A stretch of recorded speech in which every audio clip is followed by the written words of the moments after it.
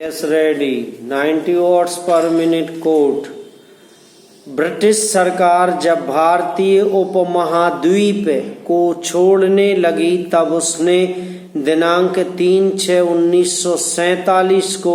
द्विराष्ट्र निर्माण योजना को प्रकाशित किया और भारत सरकार अधिनियम 1947 के अनुसार भारत और पाकिस्तान का सृजन हुआ। तब भारतीय शासकों राजवाड़ों को स्वतंत्रता प्रदान किया गया कि वे भारत या पाकिस्तान में शामिल हो सकते हैं और इसके लिए भारत सरकार अधिनियम 1935 की धारा 6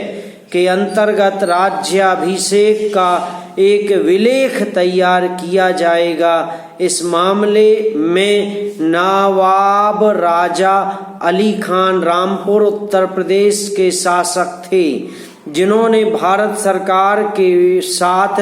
विलय के संधि पर 15/5/1949 को हस्ताक्षर किया। तदनुसार नवाब के आदेश दिनांक 31/5/1949 और 27/6/1949 के अनुसार नवाब को निजी संपत्तियों की घोषणा की गई और विलय करार दिनांक 1/7/1949 के शर्तों के अधीन रामपुर के क्षेत्र को भारत सरकार को सौंप दिया गया, जिसका शासन केंद्र शासित मुख्य आयुक्त को सौंप दिया गया और नवाब राजा अली खान को भारत के संविधान के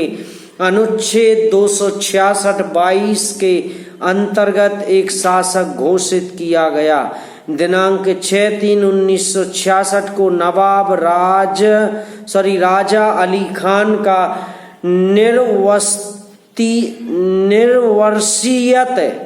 देहांत हो गया, जिनकी संपत्ति के उत्तराधिकारी का प्रश्न उत्पन्न हुआ, जो इलाहाबाद उच्च न्यायालय के होते हुए उच्चतम न्यायालय के समक्ष पहुंचा। 3 सदस्यीय पूर्ण पीठ के समक्ष मुख्य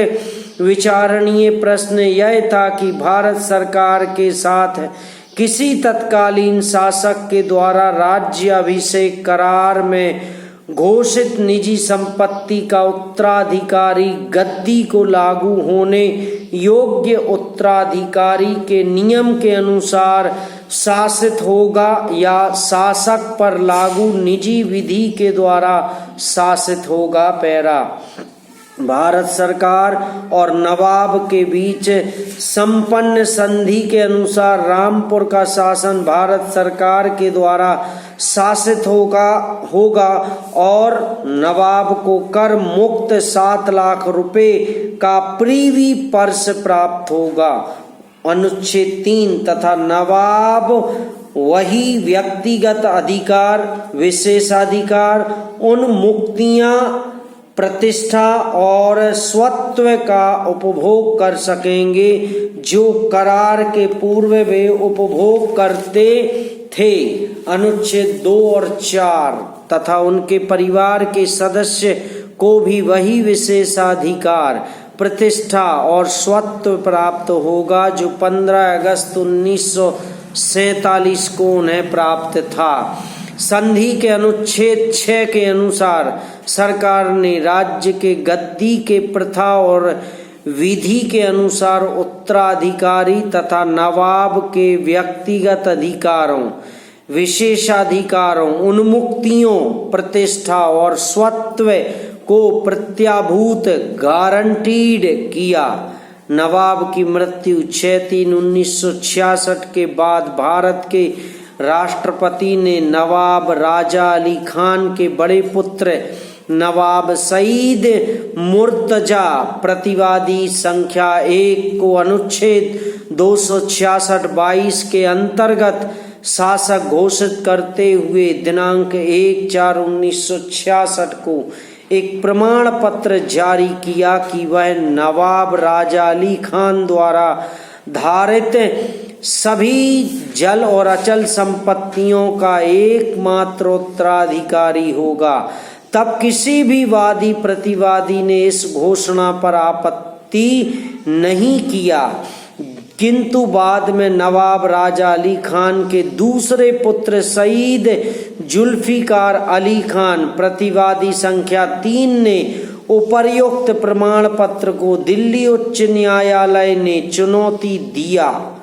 जिनके साथ 3 पुत्रियों ने भी पृथक याचिका प्रस्तुत किया, जिसे उच्च न्यायालय ने 18/12/1966 को निरस्त कर दिया, जिसके विरुद्ध प्रतिवादी संख्या 1 की अपील उच्चतम न्यायालय में लंबित रहने के दौरान संविधान 26वें संशोधन अधिनियम 1971 के द्वारा अनुच्छेद 366(22) के अधीन शासक की परिभाषा को संशोधित व अनुच्छेद 291 और 362 को निरस्त कर दिया गया और नया अनुच्छेद 363 के अंतः स्थापित किया गया, जिसके द्वारा प्रीवी पर्स एवं उत्तराधिकारी संबंधी उपबंधों को समाप्त कर दिया गया। समाप्त।